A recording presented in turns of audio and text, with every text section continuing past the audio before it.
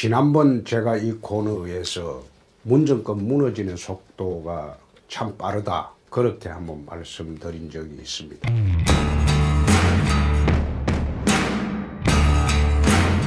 김태우 신재민 폭로 사건, 서영교 손혜원 사건, 그리고 대통령 딸 동남아 이주 사건, 이 사건 하나하나를 보더라도 이건 엄청난 사건들입니다. 이 하나하나 사건을 제대로 파헤치면 이 정권은 무너집니다. 레임덕에 빠집니다. 그렇게 되면 야당이 주장하는 경제정책의 변환, 대북정책의 변환, 그것도 우리가 이룰 수 있는 계기가 됩니다. 그런데 지금 야당은 무엇을 하고 있는가? 이걸 제대로 투쟁을 못하고 멈칫거리는 바람에 일부 의원들의 이익충돌 사건이 또 민주당 측에서 제기하면서 희석을 시키고 있어요. 또 어느 의원이 뉴욕 스트릿바 가서 구경을 했다, 그 사건을 들춰내서 또 희석을 시키고 있어요. 최근에 5.18 표면 논란으로 또 거꾸로 역풍을 맞고 있습니다. 난 이것을 보면서 참 자유한국당이 정말 이렇게 무기력하게 대처를 해서 앞으로 이 정권을 어떻게 대적을 하려고 하느냐, 그런 생각을 많이 가집니다. 원내 지도부는 또 이 엄청난 사건들이 일어났음에도 불구하고 국회의장단을 따라서 미국의 덜러리로 또 따라갔습니다. 오늘 보도 보니까 덜러리 가서 활동하는 모습도 참으로 보기가 힘들었습니다. 원내 지도부가 이렇게 행동을 해도 되는지 정말 걱정스럽습니다.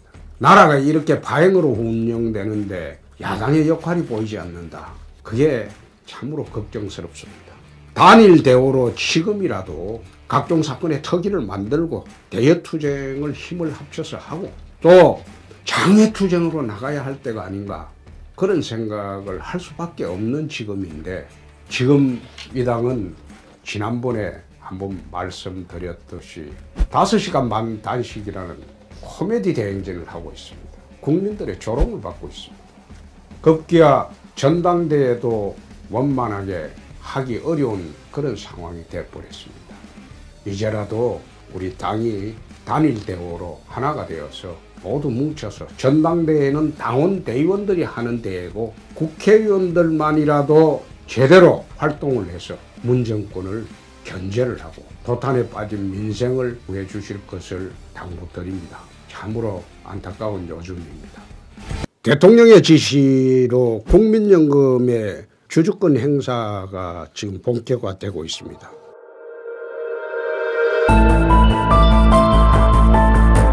(2018년 7월) 스튜어드십 도입 후에 올 3월 주총에서 본격적으로 할 예정이라고 합니다.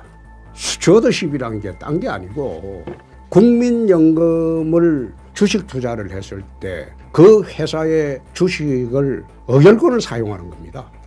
그걸 스튜어드십이라고 하는데, 대상 기업은 지분율 10% 이상, 국내 연금의 국내 주식 비중이 1% 이상인 기업, 삼성전자, SK하이닉스, 현대차, 포스코 등 시가총액 상위 대기업이 상당수가 포함이 되어 있다고 합니다. 첫 대상 기업이었던 한진그룹의 지주회사인 한진칼 횡령 배임 혐의 경영진 배제를 골자로 한 정관 변경 요구를 거부를 했습니다. 칼에서 거부를 한 거죠. 두 번째 주주권 행사 대상인 남양유업, 국민연금이 지분의 6.15%에 해당된다고 하는데, 배당 확대 요구를 했을 때 남양유업은 배당 확대를 거부하고 사내 유보 확대를 채택을 했습니다. 말하자면 스튜어드십이라고 대통령이 지시한 주주권 행사를 개인기업이 거부를 한 거죠. 이런 스튜어드십이 과연 자본주의 사회에서 괜찮은 것인가? 원래 국민연금이라는 거는요, 국민들이 돈을 모아서 이 돈을 불려서 나중에 노후 보장을 해달라고 세금 비슷하게 내놓은 겁니다. 그런데 그것을 국가가 자기 돈이 아닌데 자기가 마음대로 개인기업을 지배하고 개인기업의 정책을 바꾸고 개인기업의 사주를 억압하는 데 사용하겠다, 그 뜻이죠. 이게 국민들이 국민연금을 낸 취지하고 맞지가 않죠. 국민들은 국민연금을 낸 것은 노후보장책으로 돈을 불려달라고 하는 것인데 금년 들어와서 국민연금은 작년까지 그러니까 2018년 10월 말 현재 0.57% 마이너스 성장을 했어요. 말하자면 수익을 손해를 봤다 이겁니다. 이런 식으로 수익률 1% 하락될 마다 기금 고갈 시점이 5년 앞으로 앞당겨진다고 합니다. 경제에 좌파 이념을 내세워가지고 국민들이 노후보장책으로 낸 돈을 자기들이 마음대로 개인 기업을 압박하는 데 사용하려고 하는 것, 이게 온당한 처사가 아니죠. 나는 대통령이 왜 이런 생각을 하는지 참 기가 막힐 노릇입니다. 자유시장 경제에 반하는 연금 사회주의로 가자는 이런 정책을 자기들 마음대로 시행해도 되는지, 당장 저부터 국민연금을 의결권 행사를 하지 마라 그렇게 요구를 하는데, 국민들도 전부 힘을 합쳐 나서서 정부가 이런 짓을 못하게 해야 합니다. 나는 대통령께서 헌법이 보장하고 있는 자유주의 시장경제 원리를 제대로 숙지나 하고 계신지 참 의심스럽습니다. 국민들의 돈으로 자기들 마음대로 개인 기업을 압박하겠다는 거 아닙니까? 그건 옳지 않죠. 이것도 거듭 문정권에 경고합니다. 나중에 큰 문제가 발생할 수가 있습니다. 통계청 발표 2019년도 1월 고용 동향을 보니까 실업자 수는 122만 4천, 작년 1월 대비로 20만 4천 명이 늘어났다고 합니다.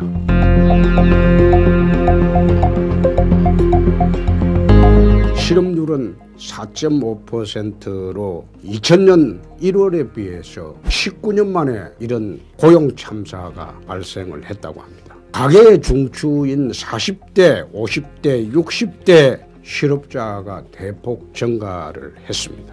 취업자 수는 작년보다 고작 19,000명 정도 늘어났다고 합니다. 지난번 대선 때 문재인 대통령은 4대강 사업 22조만 들이면 100만 명을 취업시킬 수 있다, 일자리 만든다, 이렇게 주장을 했습니다. 또 이 정권 들어와서 지금까지 54조 원을 투입하고도 일자리가 늘어나지 않습니다. 오히려 실업자 수가 증가하고 있습니다. 고용률은 완연하게 지금 하강 추세에 가 있습니다. 정부의 대책에도 불구하고 고용이 늘지 않습니다. 왜 그렇습니까? 그것은 이 정부는 강성노조에 얹혀서 기업을 압박하는 그런 정부이기 때문에 민간의 투자가 늘어나지 않습니다. 민간이 일자리를 만들지 않습니다. 기껏 정부서 공공일자리 늘린다는 게 휴지 줍기, 빈 강의실 불 끄기, 이게 무슨 일자리입니까? 그리고 공무원 늘리기, 공무원은 제가 수차례 이야기를 했지만 세금 나눠 묻기 정책에 불과하지 이것은 일자리 늘리는 게 아닙니다. 일자리는 민간 기업들이 만들어냅니다. 삼성의 하노이 핸드폰 공장, 가전 공장, 여기에서 직접적인 일자리가 무려 20만 명이 취업을 합니다. 그리고 부수적으로 협력업체 일자리가 30만 명이 있습니다. 삼성이 베트남에서 베트남 경제에 차지하는 비중이 24% 정도 된다고 합니다. 민간 기업의 힘은 그만큼 큰 겁니다. 이제는 세계화가 돼가지고 국내에서 탄압을 하면 전부 해외로 나가버립니다. 국내에서 강성노조를 피해서 전부 해외로 나가고 있습니다.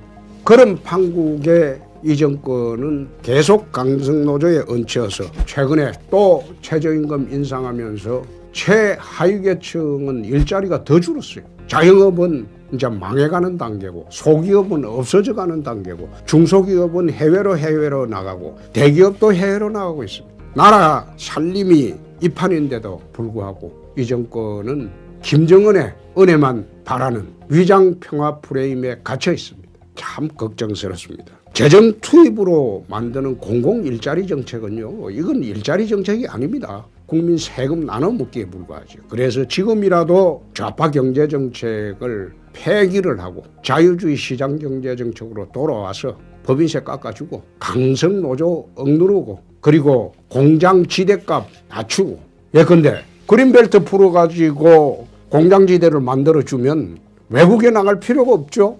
우리나라에서 공장지대를 갖추어서 하려면 베트남보다 10배에서 15배 더 공장 부지값을 내야 됩니다. 그런 정책이라도 써서 국내 투자로 활성화하는 것이 일자리를 많이 만들고 그리고 나라 경제를 살리는 길이다. 다시 한번 촉구를 합니다. 정신 차리십시오.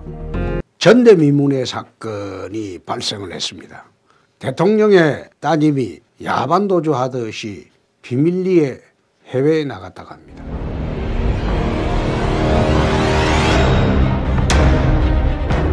아들은 특혜 취업, 따님은 해외로 이주를 떠났습니다. 동남아로 가셨다고 합니다. 대통령의 딸이 동남아 간 과정에 대해서 아직도 청와대는 침묵으로 일관하고 있습니다. 그 사이에 대통령 가족의 재산 매각이 어떤 절차로 진행됐는지 일단 한번 말씀을 드리도록 하겠습니다.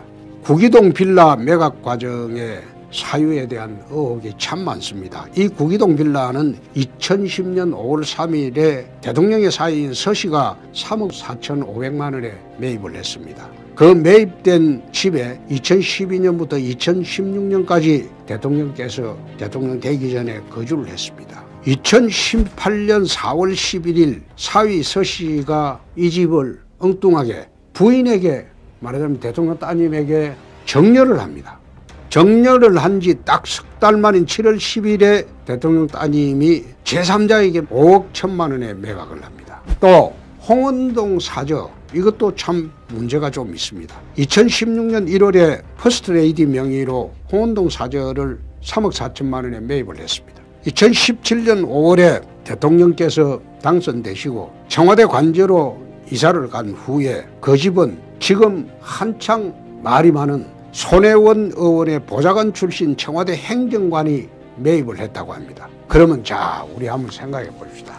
부인에게 집을 정려하고 그것도 불명확한 사유로 정려를 하고 그리고 그 부인이 석 달 뒤에 집을 팔아서 그걸 챙겨서 떠났습니다.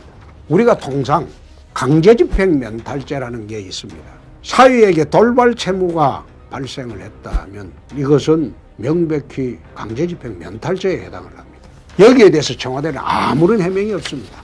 또 문 대통령 딸 부부가 집을 판 날 바로 다음 날 그 아들의 학적 변동 서류를 제출을 했습니다. 동남아로 갔죠. 급하게 집 팔고 해외로 이주를 했습니다. 명확한 이유 없이 대통령의 딸과 사위가 급하게 집을 팔고 동남아로 이주를 한 것에 대해서 아직도 청와대에 해명이 없습니다. 단지 우리 당의 곽상도 의원이 이 문제를 지적을 하니까 개인정보 침해다, 문수 유출 관계자를 엄중 조사하겠다, 이런 의원 활동에 대해서 협박만 일삼고 있습니다. 청와대 민정수석실의 임무 중에서 대통령 가족의 관리보호 임무가 있습니다. 민정수석으로서는 왜 대통령의 따님인 동남아로 이주를 했는지 거기에 대한 명확한 해명이 있어야 됩니다.